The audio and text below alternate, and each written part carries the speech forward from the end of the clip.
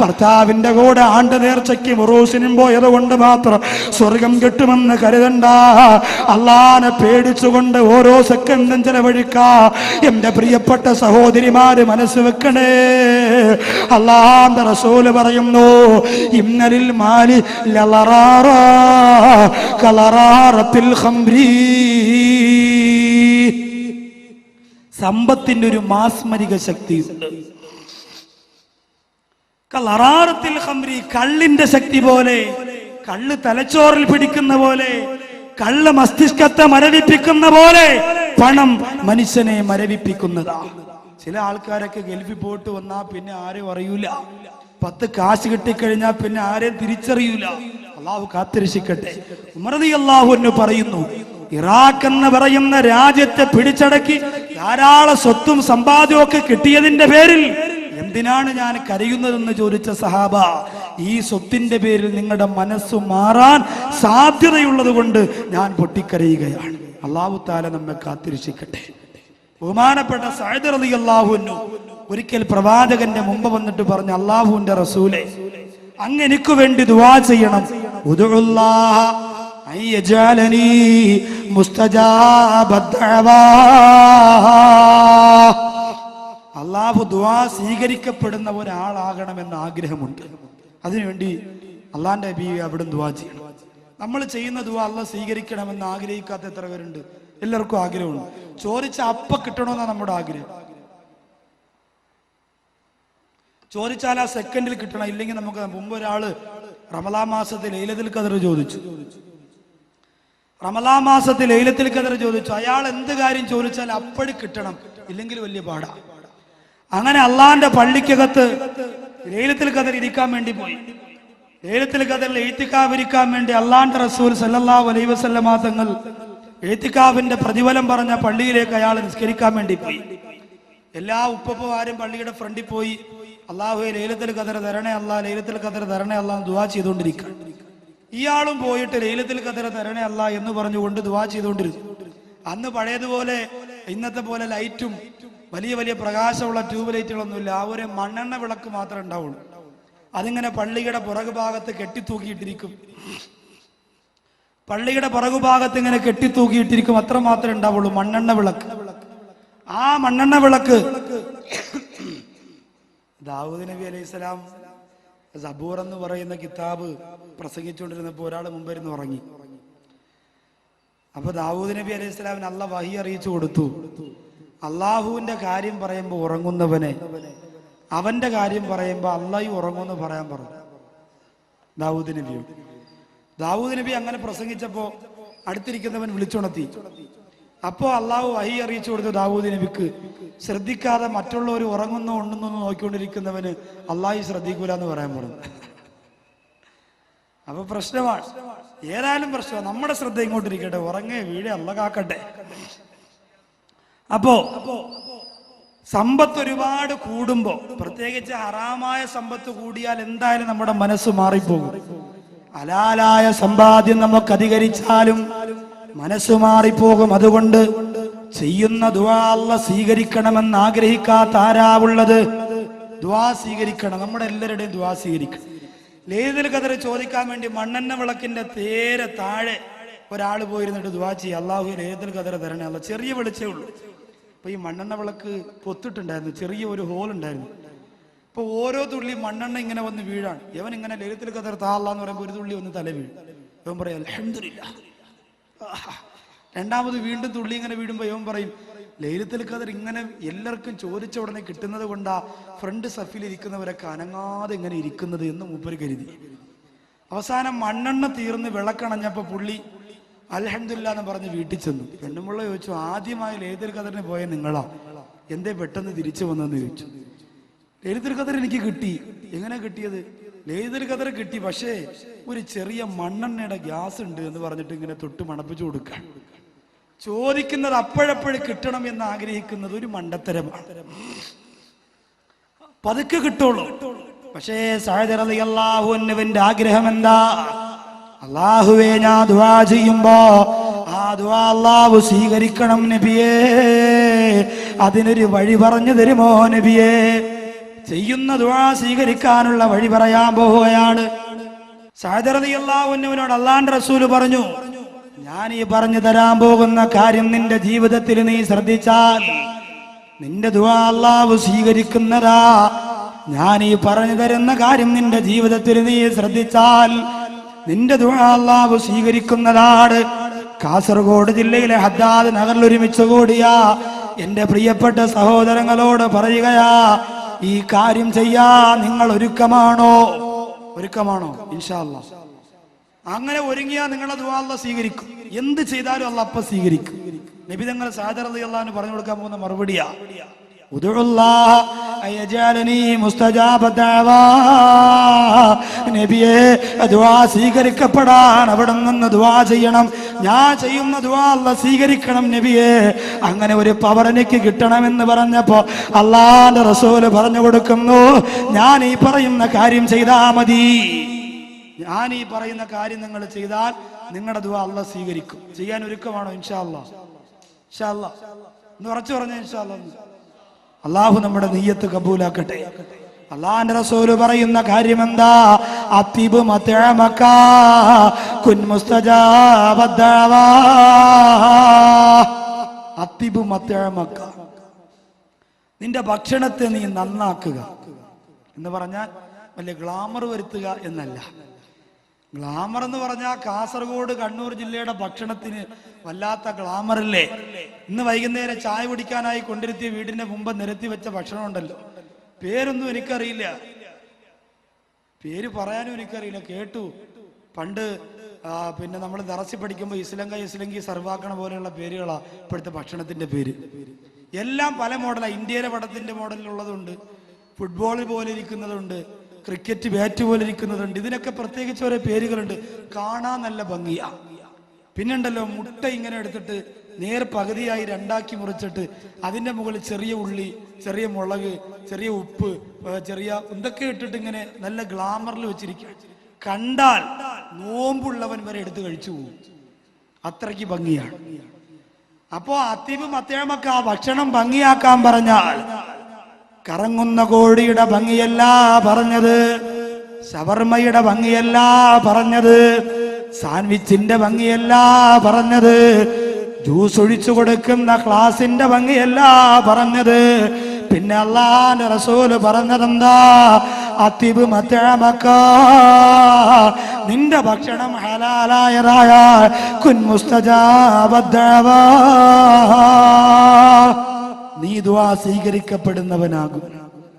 നിങ്ങളപ്പോ പറയും, ഉസ്താദേ ഞാൻ ചെറിയ പരിചയമായിട്ടൊക്കെ ബന്ധപ്പെട്ടു പോയി, അതുകൊണ്ട് ഇന്നത്തെ രാത്രി ഞാൻ തീരുമാനിക്കുന്നു ഒരു മാസം കൂടി ആ പരിചയമായി ബന്ധപ്പെട്ടിട്ട് മാറിക്കൊള്ളാം. അത് പാടില്ല.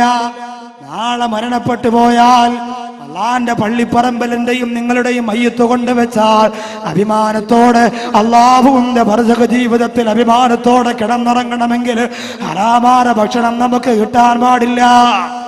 അബൂബക്കർ സിദ്ദീഖ് റളിയല്ലാഹു തആല അൻഹു, അദ്ദേഹത്തിനോട് ഭാര്യ ഒരു ദിവസം പറഞ്ഞു, പ്രിയപ്പെട്ടവരെ, എനിക്ക് അലുവ കഴിക്കണമെന്ന മോഹമുണ്ട്, നടത്തി തരുമെന്ന് ചോദിച്ചു. അലുവ അന്നത്തെ കാലത്ത് ഇന്നത്തെ നമ്മൾ അലുവയെ പോലെയുള്ള അലുവ കാണൂല. ഹലുവ എന്ന് പറഞ്ഞാൽ മധുരമുള്ളത് എന്ന് മാത്രമേ അർത്ഥമുള്ളൂ, മധുരമുള്ളത്. അപ്പൊ അന്നത്തെ അലുവ ഏതാണോ അത്. ഇനിയിപ്പോ നിങ്ങൾ ചോദിക്കും, ബുഖാരിയിലുണ്ടോ? അബൂബക്കറിന്റെ ഭാര്യ അലുവ ചോദിച്ചൊന്ന് ബുഖാരിയിലുണ്ടോ വാക്കവി എന്ന് ചോദിച്ചാൽ ബുഖാരിയിലില്ല. നിങ്ങൾ ഇനി അത് ചോദിച്ചുകൊണ്ട് വരണം. എല്ലാവർക്കും ബുഖാരി ചോദിപ്പിച്ചിരി കൂടുതല, അങ്ങ് മാറിക്കോളും കുറച്ച് കഴിയുമ്പോൾ. കുറച്ചു പേർക്കൊക്കെ മാറി തുടങ്ങിയിട്ടുണ്ട്. അപ്പോ അലുവ ചോദിച്ചു, വേണമെന്ന് പറഞ്ഞു. അബൂബക്കർ സിദ്ദീഖ് റളിയല്ലാഹു അൻഹു പറഞ്ഞു, പെണ്ണേ അലുവ വാങ്ങിത്തരാൻ എന്റെ കയ്യിൽ കാശില്ല. ആരാ പറയുന്നത്? ആരംഭ റസൂലിന്റെ അരികത്തായുറങ്ങുന്ന അതിർപ്പൂ അബൂബക്കർ ഉമറന്നോരേ, സ്വർഗ ഇടം കണ്ട് കരൽ പോട്ടി തകർന്നോനാണേ. അള്ളാന്റെ റസൂലിന്റെ ചാരത്ത് കിടന്നിറങ്ങുന്ന ഇസ്ലാമിക ചരിത്രത്തിന്റെ രാജകുമാരനെ അബൂബക്കർ സിദ്ദീഖ് റളിയല്ലാഹു അൻഹു പറയുകയാ, കാസർഗോഡ് ജില്ലയിലെ അദാദ് നഗറിൽ വന്ന പാവപ്പെട്ട പെങ്ങളെ, നിന്റെ ഭർത്താവിനോട് നീ എന്തെങ്കിലും കഴിക്കണമെന്ന് പറഞ്ഞാൽ വാങ്ങിക്കൊണ്ട് തരാതിരിക്കുമോ? കറങ്ങണ കോഴി വേണമെന്ന് പറയുമ്പോ ഒരു കറക്കത്തിനകത്ത് വാങ്ങിക്കൊണ്ട് തരുന്ന മണവാളന്റെ പവർ മറന്നു പോകുന്ന പെണ്ണേ, എന്തിനേറെ മോഡൽ ആഭരണം വേണമെന്ന് പറയുമ്പോ, വസ്ത്രം വേണമെന്ന് പറയുമ്പോ, സുഖം വേണമെന്ന് പറയുമ്പോ, സന്തോഷം വേണമെന്ന് പറയുമ്പോ അത് മുഴുവനും നിനക്ക് വാങ്ങിക്കൊണ്ട് തരുന്ന ഭർത്താവിന്റെ പവർ അറിയാത്ത പെങ്ങള്, അതിനുള്ള എല്ലാ സാമ്പത്തിക ശേഷി അല്ലാഹു തന്ന് അനുഗ്രഹിച്ചിരിക്കുന്ന എന്റെ പ്രിയപ്പെട്ട ചെറുപ്പക്കാരാ, അബൂബക്കർ സിദ്ദീഖ് റളിയല്ലാഹു അൻഹു പറയുന്ന പെണ്ണ്, നിനക്ക് അലുവ വാങ്ങിത്തരാനുള്ള കാശ് എന്റെ കൈവശമില്ല എന്ന് പറഞ്ഞുകൊണ്ട് കരയുമ്പോ അബൂബക്കർ സിദ്ദീഖ് റളിയല്ലാഹു അൻഹു ഭാര്യയോട് ചോദിക്കുകയാ, ദുനിയാവിലെ അലുവ വേണമോ ആഖിറത്തിന്റെ അലുവ വേണമോ? അത് മൗലിയാക്കന്മാരുടെ സ്ഥിരം ചോദ്യമാണ്. പെണ്ണ് സാരി വേണോന്ന് പറയുമ്പോൾ ദുനിയാവിലെ സാരി വേണോ ആഖിറത്തിലെ സാരി വേണോ? പെണ്ണ് പേടിച്ചിട്ട് ആഖിറത്തിലെ മതി എന്ന് പറയുമ്പോൾ ശരി, അപ്പൊ അസ്സലാമു അലൈക്കും, ആ കാര്യത്തിൽ നിന്ന് രക്ഷപ്പെടാലോ. നിങ്ങൾക്കും അങ്ങനെ ചോദിക്കാം, ഈമാനുള്ള പെണ്ണ് ആഖിറത്തിലെ സാരി വേണോന്ന് പറയുള്ളൂ. പക്ഷെ അബൂബക്കർ സിദ്ദീഖ് റളിയല്ലാഹു അൻഹുവിന്റെ ഭാര്യയ്ക്ക് ഈമാനില്ല എന്ന് പറയാൻ പറ്റുമോ? ദുനിയാവിലെ അലുവ വേണോ ആഖിറത്തിലെ അലുവ വേണോ? അബൂബക്കർ സിദ്ദീഖ് റളിയല്ലാഹുവിന്റെ ഭാര്യയ്ക്ക് മനസ്സിലായി ഈ സംഭവം. മൂപ്പരുത്തി പറഞ്ഞു, എനിക്ക് ദുനിയാവിലെ അലുവ മതി തൽക്കാലം, ആഖിറത്തിൽ ഞാൻ പിന്നെ പടച്ചോന്റെ വാങ്ങിച്ചോളാം. കുടുങ്ങി, കൊടുത്തല്ലേ പറ്റൂ. കാശില്ല എന്ന് പറഞ്ഞു. കാശില്ല എന്ന് പറയുമ്പോ പെട്ടിയും പ്രമാണം എടുത്തുകൊണ്ട് ആ ഭാര്യ വീട്ടിൽ പോവില്ല. ഈമാനും തഖ്വയും തന്റെ ഉള്ള പെണ്ണ. ഇന്നത്തെ പെണ്ണുങ്ങളെ പോലെ ഭർത്താവിന്റെ കാലിൽ കുരു വരുമ്പോ വാപ്പാക്ക് സുഖമില്ല എന്ന് പറഞ്ഞ് പെട്ടിയെടുത്തുണ്ടെങ്കിൽ വീട്ടിൽ പോവും. ആ സ്വഭാവം ഇല്ല. ഭർത്താവ് നിനക്ക് ഈ ജീവിത കാലഘട്ടത്തിൽ മുഴുവനും നിന്റെ പ്രിയപ്പെട്ടവർ ചെയ്തു തരുന്നതിന് തിരിച്ചു നീ കൊടുക്കേണ്ടത് എപ്പോഴാ തിരിച്ചു കൊടുക്കേണ്ടത്? ഇപ്പോഴല്ല, എപ്പോഴാ? ആദ്യം അസുഖം വരുന്നതും തളരുന്നതും ഭർത്താവാണ്, ഭാര്യമാരല്ല. ഭർത്താക്കന്മാരാണ്. പെട്ടെന്ന് ജോലിയൊക്കെ ചെയ്ത് അസുഖം വന്ന് തളർന്ന് കിടക്കുമ്പോ അപ്പോഴാണ് പെണ്ണെ നിന്റെ വിലയറിയുന്നത്. 20 വയസ്സു മുതൽ നിന്നെ ഓമനിച്ച് വളർത്തിയ, 20 വയസ്സു മുതൽ നിന്റെ വികാരവും നിന്റെ വിചാരവും പൂർത്തീകരിക്കാൻ നിന്റെ കൂടെ നിഴല് പോലെ നിന്ന ഭർത്താവിന് വേണ്ടി നീ സഹായം തിരിച്ചു ചെയ്യേണ്ടത് ആ ഭർത്താവ് ഒരുപാട് രോഗിയായി കിടക്കുന്ന സമയത്താണ്. അതുകൊണ്ടാണ് അയ്യൂബ് നബി അലൈഹിസ്സലാത്തു വസ്സലാമിന് കിട്ടിയ ഭാഗ്യം കണ്ടോ. അല്ലാഹു നമ്മുടെ ഭാര്യമാരെ സ്വാലിഹത്തുകളാക്കി തരട്ടെ. സുഖത്തിന് വേണ്ടി കൊണ്ടു നടക്കാൻ വേണ്ടി എന്തിനാണ് പ്രിയപ്പെട്ടവരെ ഒരു ഭാര്യ? കൂട്ടുകാരനെ കാണിക്കാൻ വേണ്ടി എന്തിനാണ് ഒരു ഭാര്യ? ഒരിക്കലും നമ്മൾ ഭാര്യയെ മറന്നുകൊണ്ട് നമ്മൾ മറ്റൊരു ചിന്തയിലേക്ക് കടന്നു പോകരുത്. എത്രയോ പേര് അറിയപ്പെട്ട ഉസ്താദുമാരെ കുറിച്ച് പോലും അപവാദങ്ങൾ പറഞ്ഞു പരത്തുന്നുണ്ട്. അല്ലാഹുവിനെ സാക്ഷിയാക്കിയിട്ട് മഹർ കൊടുത്തുകൊണ്ട് നിക്കാഹ് ചെയ്ത പ്രിയപ്പെട്ട ഭാര്യയെ വഞ്ചിച്ചു പോകുമെന്ന് പറയാൻ, ഒരാലിമിനെ കുറിച്ച് പറയാൻ എങ്ങനെയാണ്? എന്റെ പ്രിയപ്പെട്ട ചെറുപ്പക്കാരാ, നമ്മുടെ മനസ്സത്രത്തോളം ചീഞ്ഞളിഞ്ഞു പോയോ? അല്ലാഹു കാത്തിരക്ഷിക്കട്ടെ. ഒരിക്കലും അങ്ങനെ പറയരുത്, അതൊക്കെ അപകടമാണ്. അവർക്കൊക്കെ നാശം അവരുടെ ജീവിതത്തിലൂടെ അല്ലാഹു തിരിച്ചു കൊടുക്കുന്നതാ. അയ്യൂബ് നബി അലൈഹിസ്സലാമിന്റെ എല്ലാവരും കളഞ്ഞിട്ട് പോയി. ശരീരം ദുർഗന്ധം വമിക്കാൻ കഴിയാറ് പൊട്ടിനാറിയപ്പോ എല്ലാവരും കളഞ്ഞിട്ട് പോയി. സ്വത്തുക്കളൊക്കെ പോയി, കുടുംബമൊക്കെ പോയി. അവസാനമതാ ആ ശരീരത്തിൽ നിന്ന് ചീഞ്ചലം പൊട്ടി ആ ശരീരത്തെ വെള്ളം ചൂടാക്കിയിട്ട് ശരീരത്ത് വെച്ചു കൊടുക്കുന്ന, ശരീരം തടവിക്കൊടുക്കുന്ന, ആ ശരീരത്തിന് പോലും അറപ്പുകൂടാതെ കവിളത്ത് മുത്തം കൊടുക്കുന്ന ഒരു ഭാര്യ, ആ ഭാര്യയായിരുന്നു അയ്യൂബ് നബി അലൈഹിസ്സലാമിന്റെ ഭാര്യ. കാസർഗോഡ് ജില്ലയിൽ വന്ന് എന്റെ പ്രിയപ്പെട്ട ചെറുപ്പക്കാരന്റെ ഭാര്യമാര്, അല്ലാഹുവേ നീ എങ്ങനെയാക്കണേ തമ്പുരാനെ. അപ്പോഴാണ് ആവശ്യമുള്ളത്, ആ സമയത്താണ് ആവശ്യമുള്ളത്. അതുകൊണ്ട് പെട്ടെന്ന് തന്നെ അലിവ കൊടുക്കൂലെന്ന് പറയുമ്പോ പെട്ടിയും പ്രമാണവും എടുത്തുകൊണ്ട് ഇറങ്ങിപ്പോകുന്ന സ്വഭാവക്കാരി ആയിരുന്നില്ല അബൂബക്കർ സിദ്ദീഖ് റളിയല്ലാഹു അൻഹുവിന്റെ ഭാര്യ.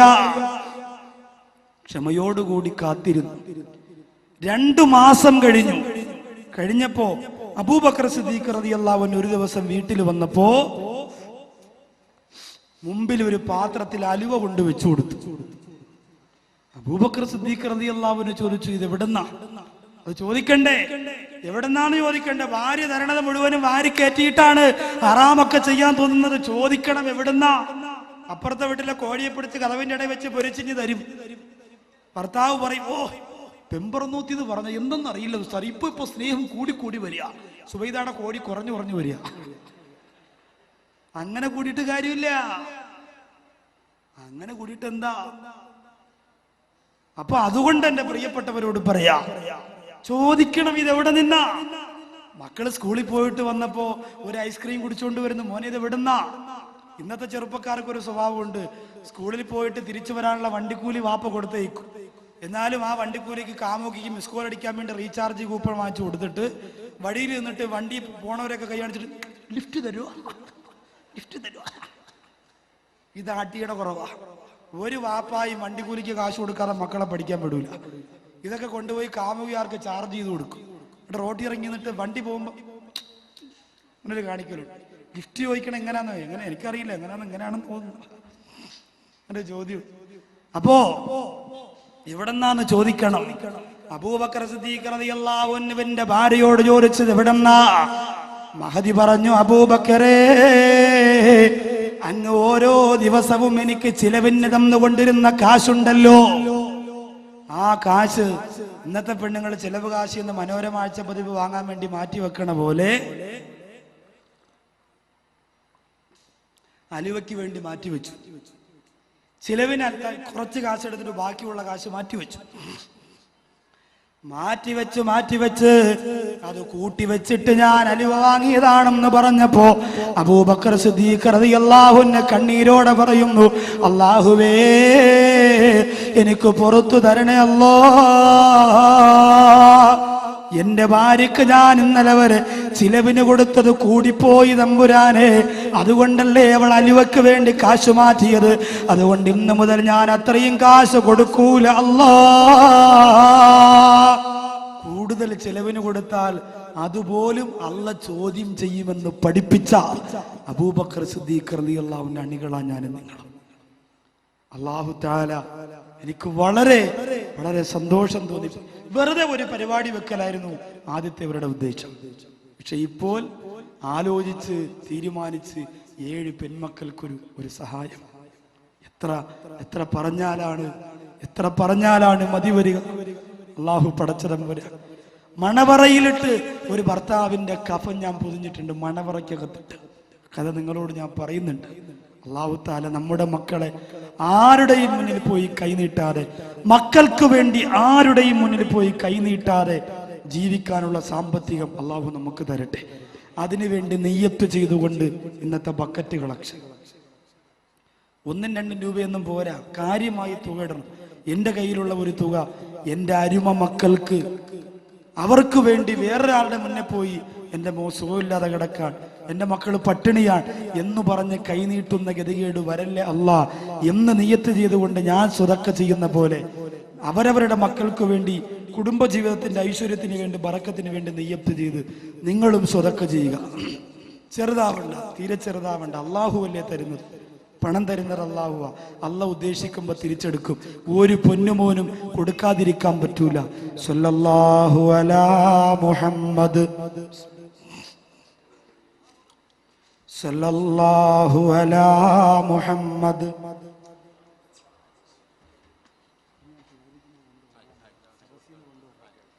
അല്ലാഹുമ്മ സല്ലി അലാ മുഹമ്മദ്.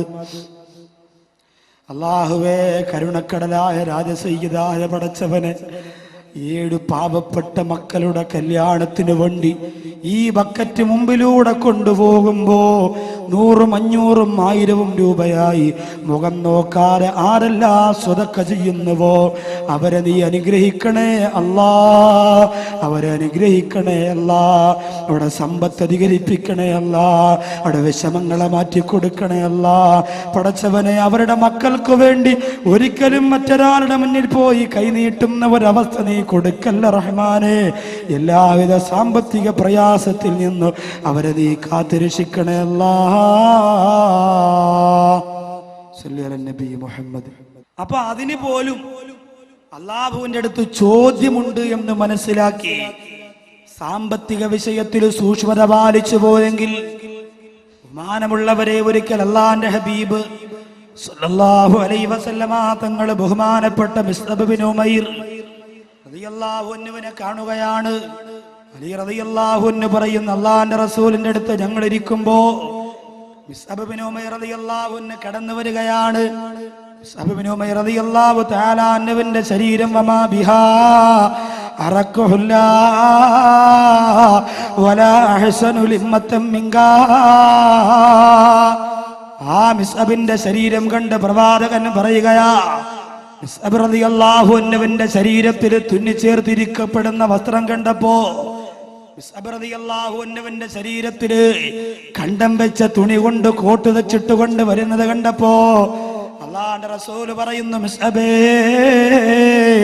നിന്നെ പോലെ വിലപിടിപ്പുള്ള വസ്ത്രം ധരിച്ചിരുന്നവര് മക്കയിൽ ഉണ്ടായിരുന്നില്ല മിസ്അബേ. നിന്നെ പോലെ വിലപിടിപ്പുള്ള ആഭരണങ്ങൾ, നിന്നെ പോലെ വിലപിടിപ്പുള്ള സുഗന്ധം പൂശിയിരുന്നവര് ഈ മക്കയിലില്ലായിരുന്നു മിസ്അബേ. എന്നിട്ട് നിനക്കിപ്പോൾ ഈ അവസ്ഥ വന്നു പോയല്ലോ എന്ന് പറഞ്ഞുകൊണ്ട് അള്ളാന്റെ ഹബീബിന്റെ കണ്ണ് നിറഞ്ഞൊഴുകിപ്പോരെങ്കിൽ അവരൊക്കെ അള്ളാന്റെ പരലോകത്തിന് വേണ്ടി ജീവിച്ചവരാ, അവരൊക്കെ ആഖിറത്തിന് വേണ്ടി കറ്റപ്പെട്ടവരാ. എന്റെ പ്രിയപ്പെട്ട ഹദ്ദാദകൾ ഒരുമിച്ച് കൂടിയാ പ്രിയപ്പെട്ട സഹോദരങ്ങളോട് സഹോദരിമാരോട് കണ്ണുനീരോടുകൂടി ഒരു സംഭവം ഞാൻ പറയുകയാ. 7 പെൺമക്കളുടെ കല്യാണത്തിന് വേണ്ടി പണം ചെലവഴിക്കുന്ന, ചോദിക്കാതെ തന്നെ സ്വർണം കൊടുത്തേക്കുന്ന, ആവേശത്തോടെ അടുത്ത വർഷം ഒരു പെൺകുട്ടിയെ, അടുത്ത പെൺകുട്ടിയെ ഞാൻ അതിനുള്ള സൗകര്യങ്ങൾ ചെയ്തു കൊള്ളാമെന്ന് ആവേശത്തോടെ വാക്ക് പറയുന്ന പ്രിയപ്പെട്ട മുസ്ലിമേ, എന്റെ നാടിന്റെ അടുത്ത് കിളിമാനൂർ എന്ന് പറയുന്ന ഒരു സ്ഥലമുണ്ട്. ആ സ്ഥലത്തൊരു വിവാഹം കഴിയുന്ന മണവറ. ആ മണിയറയുടെ കളർ കടലാസുകൾ മാറ്റിയിട്ടില്ല, പൂക്കൾ മാറ്റിയിട്ടില്ല, മണിയറയുടെ മനോഹാരിത നഷ്ടം വന്നിട്ടില്ല. അവിടെയാണൊരു മരണം നടന്നത്. ഈ വിനീതനാണ് പൊതിയാൻ വേണ്ടി പോയത്. ആ മയ്യത്ത് പൊതിയാൻ ആ വീട്ടിന്റെ അകത്തേക്ക് കടന്നു ചെന്നപ്പോ മണവറയുടെ കട്ടിലാണ് പ്രിയപ്പെട്ടവരെ പൊതിയാൻ വേണ്ടി മയ്യത്തിനെ കിടത്തിയിരുന്നത്. അത്ഭുതം തോന്നിപ്പോ എനിക്ക്. കല്യാണം കഴിഞ്ഞിട്ട് 3 മാസം മാത്രമാണ് ഭർത്താവിന്റെ ശരീരം പൊരിഞ്ഞെടുത്തു കൊണ്ടുവരുമ്പോ പ്രിയപ്പെട്ട ഭാര്യ അവസാനമായൊരു നോക്കൊന്ന് കാണണമെന്ന് പറഞ്ഞ് മുടിയെല്ലാം വാരിപ്പിരുന്ന് കിടക്കുകയാണ്. ആർക്കും ഒന്നും പറയാൻ കഴിയുന്നില്ല. പാവപ്പെട്ട പൊന്നുമോള് എന്റെ പ്രിയപ്പെട്ട ഇക്ക എന്ന് വിളിച്ചുകൊണ്ട് മയ്യത്തിന്റെ അടുത്തേക്ക് വന്ന് തല ചുവലിടിച്ചുകൊണ്ട് പൊട്ടിക്കരഞ്ഞ് പിടിച്ചുകൊണ്ട് അകത്തേക്ക് പോവുകയാണ്. മയ്യത്ത് കൊണ്ടുവരുമ്പോ 2-3 ഉപ്പമാരെന്നോട് പറഞ്ഞതാ, ശ്രദ്ധയോടെ കേൾക്കണേ, വളർന്നു വരുന്ന ചെറുപ്പക്കാരാ, അല്ലാഹു തരുന്ന പണത്തിന്റെ പവർ കൊണ്ട് എല്ലാം മറന്നുകൊണ്ട് ആനന്ദിക്കുന്ന, ആഹ്ലാദിക്കുന്ന, സുഖിക്കുന്ന, രസിക്കുന്ന യുവത്വമേ, ശ്രദ്ധയോടുകൂടി കേട്ടോ. 2-3 ഉപ്പമാര് പറയുകയാണ്, ഉസ്താദേ, ഇവനതിന്റെ ആവശ്യമുണ്ടായിരുന്നോ? ഞാൻ ചോദിച്ചു, മരണമല്ലേ, അതല്ല കൊടുക്കുന്നതല്ലേ, അവൻ മനഃപൂർവ്വം ചെയ്തതല്ലല്ലോ. അപ്പോഴാണ് ഒരാൾ പറഞ്ഞത്, ഉസ്താദേ, 3 വർഷത്തിൽ കൂടുതൽ ഇവൻ ജീവിച്ചിരിക്കൂല എന്ന് തിരുവനന്തപുരം RCCയിലെ ഡോക്ടർ സർട്ടിഫിക്കറ്റ് കൊടുത്തതാ. പിന്നെ എന്തിനാണ് അവൻ കല്യാണം കഴിക്കാൻ പോയത് ഉസ്താദേ? പിന്നെ എന്തിനാണ് നിക്കാഹിന് വേണ്ടി ഒരുങ്ങിയത്? കാര്യം അന്വേഷിച്ചപ്പോൾ ആ യുവാവിന്റെ പിതാവ് പറഞ്ഞത്, ഉസ്താദേ, എന്റെ പൊന്നുമോനോട് നമ്മളൊക്കെ പറഞ്ഞതാ, വേണ്ട, കല്യാണം കഴിക്കണ്ടടാന്ന് പറഞ്ഞപ്പോ അവൻ പറഞ്ഞു, ഏതെങ്കിലും ഒരു പാവപ്പെട്ട യതീം കുട്ടിയെ കല്യാണം കഴിക്കാ. ആ പെൺകുട്ടിയുടെ കണ്ണീരുള്ള പ്രാർത്ഥന കേട്ടുകൊണ്ട് അള്ളാഹു എനിക്ക് ആഫിയത്ത് തന്നാൽ, അള്ളാഹു എന്റെ രോഗ്യം മാറ്റി തന്നാൽ ഞാൻ രക്ഷപ്പെടുമല്ലോ. അതിനു വേണ്ടിയിട്ടാണ് ഇറങ്ങിത്തിരിച്ചത്. ഞാൻ ആ പ്രിയപ്പെട്ട ഭർത്താവ് മരിച്ചുപോയ ഭർത്താവിന്റെ വീട്ടിലേക്ക് ചെന്നു. ഭാര്യയെ ഇറങ്ങി വന്ന് വെളിയിലേക്ക് ആ പെണ്ണിനോട് ചോദിച്ചു, സുന്ദരിയായ പെൺകുട്ടിയാണ്, പാവപ്പെട്ട 16-17 വയസ്സിനകത്ത് പ്രായമുള്ള പെണ്ണാണ്.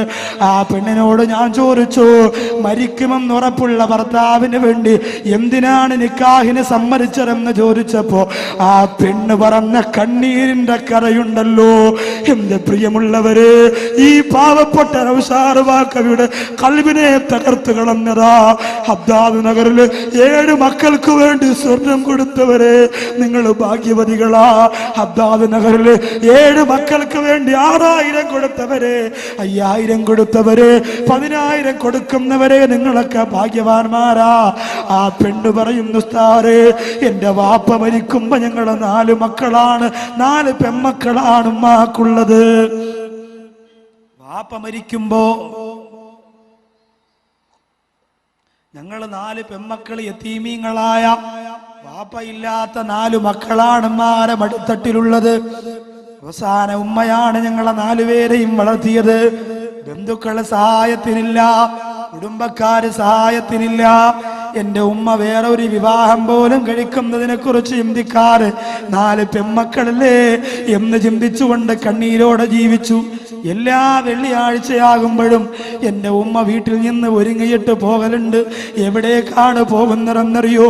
ഓരോ ജുമാ നടക്കുന്ന പള്ളിയുടെ മുറ്റത്ത് പോയിട്ട് എന്റെ പ്രിയപ്പെട്ട ഉമ്മ ഷാള് വിരിച്ചിട്ട്, എന്റെ പ്രിയപ്പെട്ട ഉമ്മ കർച്ചീപ്പ് വിരിച്ചിട്ട് 4 പെൺമക്കളാണ്, അവരെ ചികിത്സിക്കണം, അവരെ പഠിപ്പിക്കണം, അവരെ നിക്കാഹ് കഴിപ്പിക്കണമെന്ന് പറഞ്ഞുകൊണ്ട് പൈസ പിരിക്കുമായിരുന്നു. ഓരോ വെള്ളിയാഴ്ചയും ഞങ്ങൾ 4 പേരും കൂടി പൈസ എണ്ണി നോക്കാറുണ്ട്. ചില ദിവസം 850 രൂപ കാണും, ചില ദിവസം 1000 രൂപ കാണും, ചില ദിവസം 350 രൂപ കാണും. അങ്ങനെ പൈസ എണ്ണി എണ്ണി എണ്ണി എണ്ണി എന്റെ പ്രിയപ്പെട്ട ഉമ്മ 1ാമത്തെ മോളെ കെട്ടിച്ചു. 3 പെൺമക്കളുടെയും കല്യാണം. എന്റെ ഉമ്മ ഓരോ പള്ളിയിൽ പോയി ഓരോ സംഘടനയ്ക്ക് അപേക്ഷ കൊടുത്തു.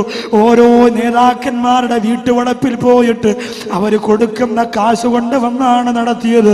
എന്റെ വിവാഹപ്രായമായപ്പോ എന്റെ ഉമ്മാക്ക് ഷുഗർ ബാധിച്ചുകൊണ്ട് ഉമ്മാടെ വലത്തേക്കാല് പഴുത്തറച്ചിട്ട് എന്റെ ഉമ്മാടെ കാല് തുടയുടെ ഭാഗം വെച്ച് മുറിച്ചു കളഞ്ഞു.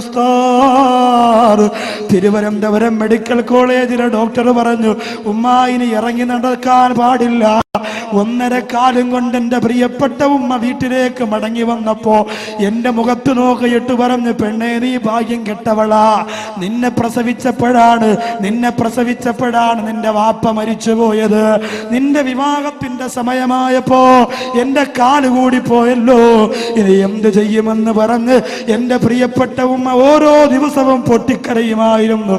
ഉസ്താദേ, അങ്ങനെ ഇരിക്കുമ്പോഴാണ് എന്റെ ഒരു കൂട്ടുകാരി വന്നിട്ട് പറഞ്ഞത്, പെങ്ങളെ നിനക്കൊരാലോചന വന്നിട്ടുണ്ട്, സ്ത്രീധനം കൊടുക്കണ്ട, 1 രൂപ പോലും കൊടുക്കണ്ട, 1 നാണയത്തൊട്ട് പോലും നിനക്ക് ചിലവില്ല, നിന്റെ ഉമ്മാക്കൊരു കാശ് പോലും ചിലവ് വരൂല.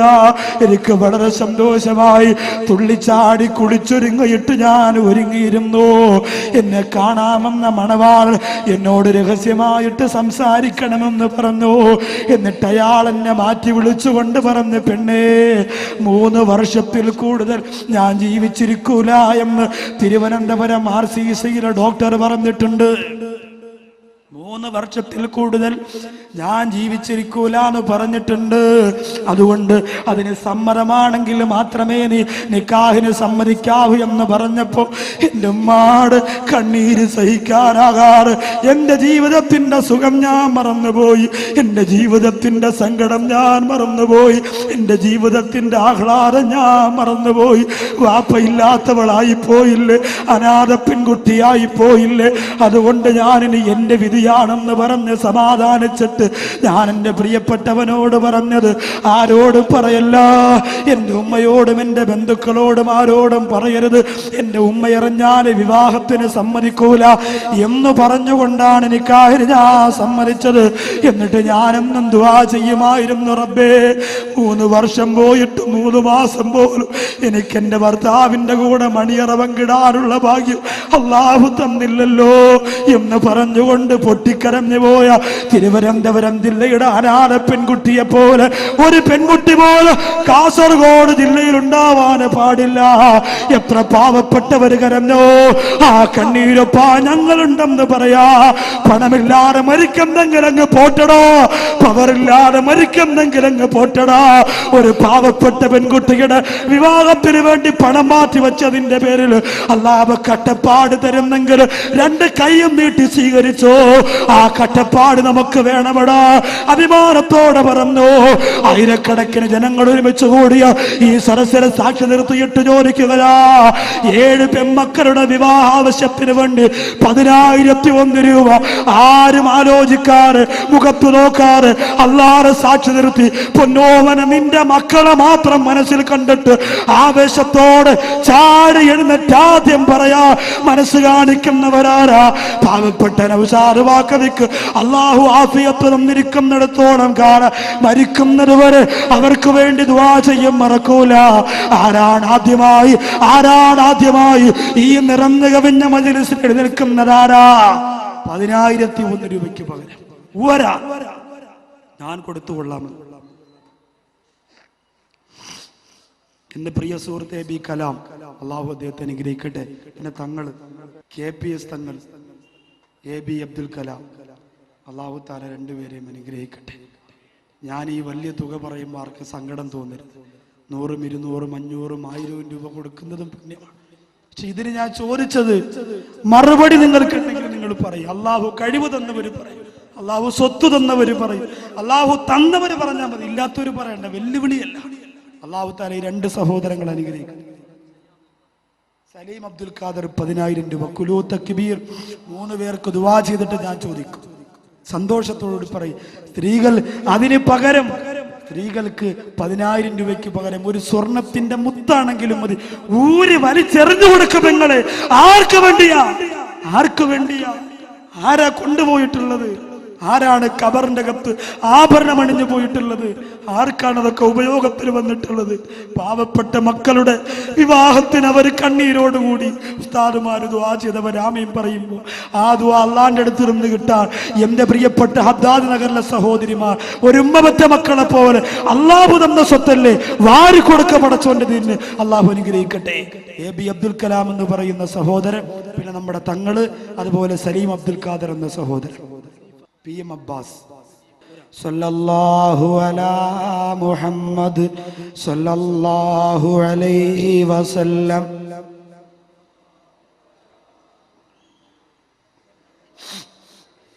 അല്ലാഹുവേ, കരുണക്കടലായ രാജസയ്യിദായ പടച്ചവനെ, ഇത്രയും ജനങ്ങളിൽ എല്ലാവരെയും നീ മോശക്കാരാക്കൂലെന്ന് ഞങ്ങൾക്കറിയാം. ഇതിൽ മുത്തഅല്ലിമീങ്ങളുണ്ട്, ഉസ്താദുമാരുണ്ട്, സയ്യിദന്മാരുണ്ട്, തങ്ങന്മാരുണ്ട്, തഹജ്ജുദ് പോലും മുടക്കാത്തവരുണ്ട്. റബ്ബേ, അതുകൊണ്ട് അവരിൽ ഒരാളുടെ ആമീനെ പരിഗണിച്ചുകൊണ്ട് കലാമെന്ന് പറയുന്ന എൻ്റെ പ്രിയപ്പെട്ട സഹോദരൻ, അതുപോലെ പ്രിയപ്പെട്ട സുഹൃത്തായ തങ്ങള്, അതുപോലെ സലീം അബ്ദുൽ ഖാദർ എന്ന സഹോദരൻ, അള്ളാഹുവേ അബ്ബാസ് എന്ന മറ്റൊരു സഹോദരൻ, ഇവർ5 പേരെയും നീ അനുഗ്രഹിക്കണേ റഹ്മാന്. അവിടെ ജീവിതം നീ രക്ഷപ്പെടുത്തി കൊടുക്കണേ അല്ലാ. പാവപ്പെട്ട അനാഥ മക്കൾക്ക് വേണ്ടിയിട്ട് പറഞ്ഞ, പാവപ്പെട്ട പെൺകുട്ടികൾക്ക് വേണ്ടി പറഞ്ഞ ഈ സ്വതക്ക നീ സ്വീകരിക്കണേ അല്ലാ. അർഹമായ പ്രതിഫലം കൊടുക്കണേ അല്ലാ. രക്ഷപ്പെടുത്തണേ തമ്പുരാനെ. ഒരിക്കലും മറ്റൊരാളുടെ മുന്നിൽ പോയിട്ട് സ്വന്തം ആവശ്യത്തിന് വേണ്ടി കൈനീട്ടി യാചിക്കുന്ന അവസ്ഥ കൊടുക്കല്ലേ അല്ലാ. അവരെ കണ്ണീരിലാക്കല്ല, അവരെ കഷ്ടപ്പാടിലാക്കല്ല, അവരെ വിഷമിപ്പിക്കല്ല അല്ലാ. അല്ലാഹുവേ, പടച്ചവനെ ഈ തുക പറഞ്ഞവർക്ക് സാമ്പത്തിക ഭദ്രത കൊടുക്കണേ അല്ലാ. അല്ലാഹുവിടെ ആഖിറം നീ നന്നാക്കണേ അല്ലാ. ആഖിബത്ത് നന്നാക്കി കൊടുക്കണ തമ്പുരാനെ. പടച്ചവനെ, കണ്ണീരോടുകൂടി ചെയ്യുന്ന ഈ ദുആഇന് നീ മറുപടി തരണേ അല്ലാ. നീ മറുപടി തരണേ അല്ലാ. നീ മറുപടി തരണേ അല്ലാ. അവർക്ക് ഒരുപാട് വിഷയങ്ങൾ പരിഹരിക്കാനുണ്ട് തമ്പുരാനെ, ഒരുപാട് ബാധ്യതകളുണ്ട് റഹ്മാനെ. അതെല്ലാം ഇതിന്റെ ബറക്കത്ത് കൊണ്ട് പരിഹരിച്ചു കൊടുക്കണേ അല്ലാ. അറഫാത്ത് എന്ന് പറഞ്ഞ നമ്മുടെ ഈ സുഹൃത്തിന്റെ ജ്യേഷ്ഠൻ ആസിഫ് അബ്ബാസ് അല്ലേ, അടുത്ത വർഷത്തെ 10 കുട്ടികളെ ഇൻഷാ അല്ലാഹ് അടുത്ത വർഷം നമുക്ക് നിക്കാഹ് ചെയ്യിപ്പിക്കണം. അതിനു വേണ്ടിയിട്ട് 1 ലക്ഷം രൂപ അൽഹംദുലില്ലാഹ് കൊടുക്കാമെന്ന് പറഞ്ഞിരിക്കുന്നു. കുലൂ തക്ബീർ. റഷീദ് ഐഡിയൽ, ബഹുമാനപ്പെട്ട മതപണ്ഡിതനായ അബ്ദുൽ നാസർ മദനി ഉസ്താദിന്റെ ജയിൽ മോചനത്തിനും ദീർഘായുസിനും വേണ്ടി ദുആ ചെയ്യാൻ 10,001 രൂപ. കുലൂ തക്ബീർ. സല്ലല്ലാഹു അലാ മുഹമ്മദ് സല്ലല്ലാഹു അലൈഹി വസല്ലം. അല്ലാഹുവേ കരുണക്കടലായ പടച്ചവനെ ഈ ദുആ നീ സ്വീകരിക്കണേ അല്ലാഹ്. അല്ലാഹുവേ മഅ്ദനി ഉസ്താദിന് വേണ്ടി റഷീദ് എന്ന സഹോദര 10,000 രൂപയാണ് സ്വതക്ക നൽകിയതല്ലാഹ്. നീ സ്വീകരിക്കണേ റഹ്മാനെ. ബഹുമാനപ്പെട്ട മഅ്ദനി ഉസ്താദിന് മോചനം കൊടുക്കണേ അല്ലാഹ്, ആയുസ് കൊടുക്കണേ അല്ലാഹ്, ആഫിയത്ത് കൊടുക്കണേ അല്ലാഹ്, രോഗശാന്തി കൊടുക്കണേ തമ്പുരാനെ. എല്ലാ വിഷമങ്ങളും നീ മാറ്റി കൊടുക്കണേ റഹ്മാനെ. അദ്ദേഹത്തിന്റെ മക്കളെ നീ അനുഗ്രഹിക്കണേ അല്ലാഹ്. ഈ വിശാലമായ മൈതാനിൽ ആ പണ്ഡിതന്റെ പേര് പറയാനുള്ള മനസ്സ് കാണിച്ച അബ്ദുർ റഷീദ് എന്ന സഹോദരനെ നീ അനുഗ്രഹിക്കണേ അല്ലാഹ്. അടുത്ത ഒരു വർഷത്തെ വിവാഹ സഹായത്തിന് വേണ്ടി 1,00,000 രൂപ ഓഫർ ചെയ്ത ആ പ്രിയപ്പെട്ട ഹാരിസ് അബ്ബാസ് എന്ന സഹോദരനെ അനുഗ്രഹിക്കണേ അല്ലാഹ്. ആ സഹോദരന്റെ ജീവിതം നീ വിജയിപ്പിക്കണേ അല്ലാഹ്. അല്ലാഹു ആ സഹോദരന്റെ ശാരീരിക മാനസിക സാമ്പത്തിക ബുദ്ധിമുട്ടുകളെ നീ മാറ്റി കൊടുക്കണേ അല്ലാഹ്. നൊമ്പരങ്ങളെ നീ നീക്കി കൊടുക്കണേ അല്ലാഹ്. ജീവിതം ധന്യമാക്കണേ അല്ലാഹ്. ആഖിബത്ത് നന്നാക്കണേ റഹ്മാനേ. 1,00,000 പറഞ്ഞ ഹാരിസ് അബ്ബാസ് എന്ന സഹോദരന്റെ അനിയൻ ആഷിഫ് അബ്ബാസ്, അനീഫ് അബ്ബാസ്, ഹജ്ജിന് പോകുന്നവർക്ക് വേണ്ടി ദുആ ചെയ്യാനും പിന്നെ ഭാര്യയുടെ സുഖപ്രസവത്തിന് വേണ്ടി ദുആ ചെയ്യാൻ 10,000 രൂപ. സല്ലല്ലാഹു അലാ മുഹമ്മദ്. അല്ലാഹുവേ ദുആ നീ സ്വീകരിക്കല്ലാ. ഇത്രയും വിശാലമായ മൈതാനിയിൽ എൻ്റെ പ്രിയപ്പെട്ട യുവ സുഹൃത്തുക്കളായ കാസർഗോഡ് ജില്ലയിലെ കൂട്ടുകാരാമീം പറയുന്ന ഈ സരസിനെ നീ കബൂലാക്കണേ അല്ലാ. അല്ലാഹുവേ ആ സഹോദരന്റെ കുടുംബത്തിൽ നിന്ന് ഹജ്ജിന് പോകുന്നവർക്ക് എത്രയും പെട്ടെന്ന് ഇതിനുള്ള അവസരം നീ ഒരുക്കി കൊടുക്കണേ അല്ലാ. ഒരു തടസ്സവും നീ കൊടുക്കല്ലേ അല്ലാ. ഒരു നൊമ്പരവും നീ കൊടുക്കല്ലേ അല്ലാ. ഒരു പ്രയാസവും നീ കൊടുക്കല്ലേ അല്ലാ. അല്ലാഹുവേ പടച്ചവരെ ആ സഹോദരന്റെ പ്രിയപ്പെട്ട ഭാര്യക്ക് സുഖപ്രസവം കൊടുക്കണേ അല്ലാ. ആരോഗ്യമുള്ള കുഞ്ഞിനെ കൊടുക്കണേ അല്ലാ. എല്ലാ വിഷമങ്ങളും എല്ലാ നൊമ്പരങ്ങളും നീ മാറ്റിക്കൊടുക്കണേ അല്ലാ. ബുഷറ അമീർ മസ്താൻ 1 പവൻ സ്വർണ്ണാഭരണം കൊടുക്കാമെന്ന് പറഞ്ഞിട്ടുണ്ട്. ഹസീന അബ്ദുൽ നാസർ പൗവൽ ഭർത്താവിന്റെ ഷുഗർ മാറിക്കിട്ടാൻ മക്കളെ ഇൽമ പഠിക്കാനും വേണ്ടി 5,000 രൂപ കൊടുക്കാമെന്ന്. സല്ലല്ലാഹു അലാ മുഹമ്മദ് സല്ലല്ലാഹു അലൈഹി വസല്ലം. അല്ലാഹുവേ ബുശറാമീർ മസ്താൻ എന്ന 1 പവൻ സ്വർണം കൊടുക്കാമെന്ന് പറഞ്ഞ പെങ്ങളെ നീ അനുഗ്രഹിക്കണേ തമ്പുരാന്. അല്ലാഹുവേ അമീർ മസ്താൻ എന്ന ആ പ്രിയ കൂട്ടുകാരന്റെ വീട്ടിൽ ബറക്കത്ത് കൊടുക്കണേ അല്ലാ. ഐശ്വര്യം കൊടുക്കണേ തമ്പുരാന്. എല്ലാവിധ സന്തോഷവും സമാധാനവും ആ സഹോദരൻ മക്കൾക്കും ബുശറ എന്ന ഭാര്യക്കും നീ കൊടുക്കണേ അല്ലാ. ഹസീന അബ്ദുൽ നാസർ എന്ന സഹോദരി ചെയ്ത സ്വതക്ക സ്വീകരിക്കണേ അല്ലാ. അല്ലാഹുവേ അവരുടെ ഭർത്താവിന്റെ രോഗം മാറ്റി കൊടുക്കണേ അല്ലാ. മക്കൾക്ക് ഇൽമിൽ വർധനവും ബറക്കത്തും കൊടുക്കണേ അല്ലാ. അല്ലാഹുവേ അവരുടെ ആഖിബത്ത് നന്നാക്കണ റബ്ബേ. വേറെ സഹോദരൻ ആദ്യമേ സരസിലേക്കൊരു പേര് പറയാത്ത ഒരു സഹോദരി ക്യാൻസർ രോഗം മാറാൻ വേണ്ടി ദുആ ചെയ്യാൻ 1/4 പവന്റെ ഒരു സ്വർണ്ണാഭരണം പൊതിഞ്ഞുകൊണ്ട് തന്നു. സല്ലല്ലാഹു അലാ മുഹമ്മദ്. സ്വർണം ആഗ്രഹമുള്ളവർ, ആരെയും നിർബന്ധിക്കുന്നില്ല, ആഗ്രഹമുള്ളവർ സംഘാടകരുടെ കയ്യിൽ കൊടുത്തേക്കുക. സംഘാടകർ വേഗം ആ ലിസ്റ്റ് കൊണ്ടുവരിക. സല്ലല്ലാഹു അലാ മുഹമ്മദ്. ക്യാൻസർ രോഗം മാറുന്നതിന് മറ്റൊരു സ്വർണ്ണാഭരണം. അല്ലാഹുവേ ഈ 2 സ്വർണ്ണാഭരണവും നീ സ്വീകരിക്കണേ പടച്ചവനെ. അർഹമായ പ്രതിഫലം നീ കൊടുക്കണേ റഹ്മാനെ. എല്ലാ വിഷമങ്ങളും എല്ലാ നൊമ്പരങ്ങളും എല്ലാ സങ്കടങ്ങളും നീ മാറ്റിക്കൊടുക്കണേ അല്ലാ. ഇൻഷാ അല്ലാ എല്ലാവർക്കും വേണ്ടി ദുആ ചെയ്യും. സ്വർണത്തിന്റെ ലിസ്റ്റ് സംഘാടകർ ആരെങ്കിലും സ്ത്രീകളുടെ ഭാഗത്ത് പോയി ഇനി ആരെങ്കിലും തരാനുണ്ടെങ്കിൽ അത് വാങ്ങിക്കൊണ്ട് വരിക. അൽഹംദുലില്ലാഹ്. അല്ലാഹു എൻ്റെ അഭിപ്രായത്തിൽ ഏറ്റവും അധികം കാസർഗോഡ് ജില്ലയിലെ ഏറ്റവും അധികം മാനുഷിക മൂല്യങ്ങളെ മുഴുവനും കോർത്തിണക്കിയ ഒരു പരിപാടിയായി ഇത് മാറുകയാണ്. കാരണം വേറൊന്നും കൊണ്ടല്ല, ഇല്ലാത്തവൻ വരെ അറിയാതെ സ്വതക്ക പറഞ്ഞു പോകുന്ന ഒരു സദസ്സായി. എന്തൊരു അത്ഭുതമായ ഒരു സദസ്സാണിത്. അൽഹംദുലില്ലാഹ്.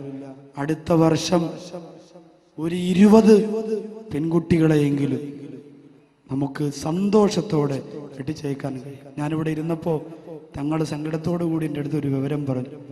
അടുത്തൊരു വീട്ടിൽ കിണറിന് കുറ്റിയടിക്കാൻ വേണ്ടിയിട്ട് ബഹുമാനപ്പെട്ട തങ്ങൾ പോയപ്പോൾ മഹാന്മാരോടുള്ള സ്നേഹമൊക്കെ ഇന്ന് പോയി. തിരുവനന്തപുരം, കൊല്ലം ജില്ലയിലൊന്നും കുറ്റിയടിക്കണതൊക്കെ ഇപ്പോൾ സുരേഷ് ഗോപി, മമ്മൂട്ടിയൊക്കെയാണ്. തങ്ങന്മാർ ഉസ്താദന്മാരൊന്നും വേണ്ട. അപ്പോൾ ആകെ കാസർഗോഡും കണ്ണൂരൊക്കെ അങ്ങനെ ഒരു ചെറിയ മഹബത്തുണ്ട്. അതല്ലാഹു നിലനിർത്തട്ടെ.